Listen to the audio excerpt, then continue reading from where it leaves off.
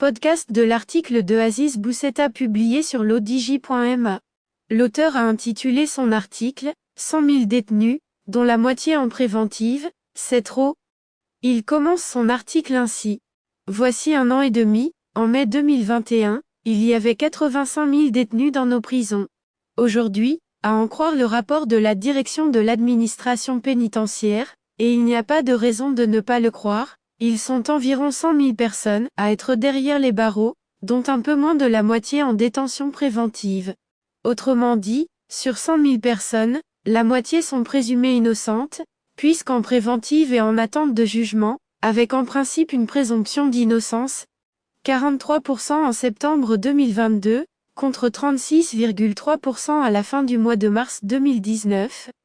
L'auteur poursuit son article ainsi. Dans la région ouest méditerranéenne, le Maroc, autoproclamé berceau des hommes libres, m'habita à la rare, comme cela est chanté à tue-tête dans les stades qataris et autres fan zones dans le monde, le Maroc, donc, dans cette région, détient le triste record du taux d'incarcération, population incarcérée par 100 000 habitants, le plus haut, Italie, 90, France, 96, Espagne, 118, Maroc, 230, Algérie, 151, Tunisie, 194, Malte, 195, Portugal, 112, Mali, 37. La moyenne de la détention préventive dans le monde est de 25% environ, mais chez nous, les hommes libres donc, il est de près de la moitié, un petit double, quoi.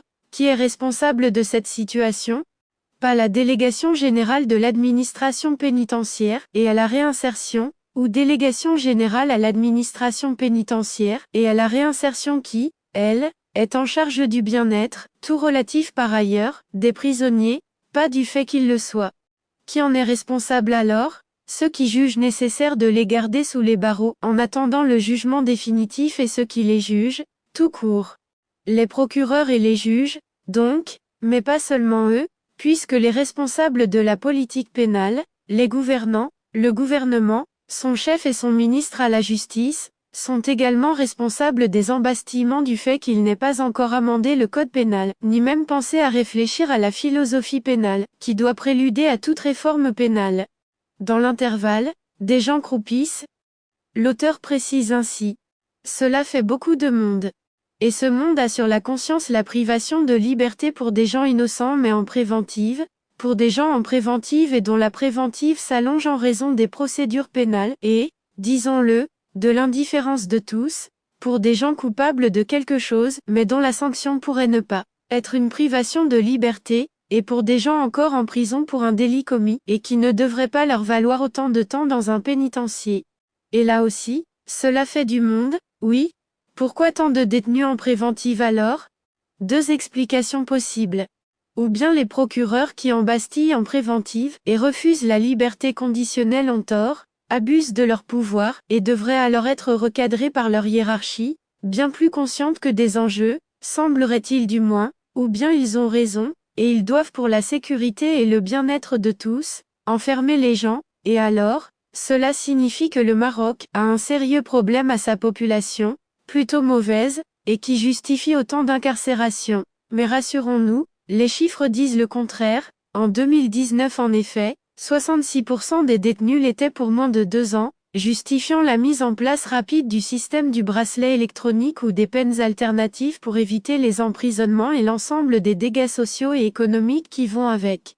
Quand on est condamné à moins de 2, il faut généralement et le plus souvent chercher la raison de l'acte dans la situation socio-économique. L'auteur ajoute ainsi.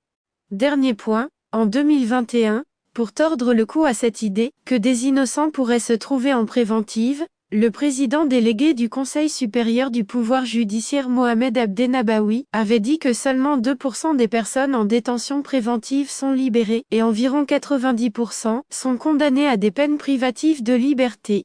Fort bien, mais combien de personnes innocentes sont-elles condamnées à ce fameux bimakada, c'est-à-dire à la période déjà écoulée en prison, évitant la demande de réparation ? Monsieur Abdenabaoui devrait demander des statistiques, car mettre des gens en prison nécessite de construire des pénitenciers, et donc faire des arbitrages budgétaires, et donc priver les populations de choses utiles pour ériger des prisons pour des gens qui pourraient ne pas y être.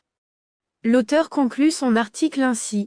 En un mot, commençant, un État qui se respecte d'abord pour sa population, et un État qui respecte sa population, n'affiche pas autant de chiffres pénitentiaires, accélère ses réformes pénales, forme et normes, ses juges, ne laisse la prison qu'en dernier recours et multiplie les recours pour l'éviter. Un pays qui se contente de slogans creux est dans le cas contraire. Rédigé par Aziz Boussetta et lu par l'intelligence artificielle de l'ODJ Media. N'oubliez pas de télécharger notre application l'ODJ Mobile sur Android et iOS, et de vous abonner à notre chaîne YouTube l'ODJ TV, si vous souhaitez être au courant des dernières actualités, podcasts et émissions télévisées.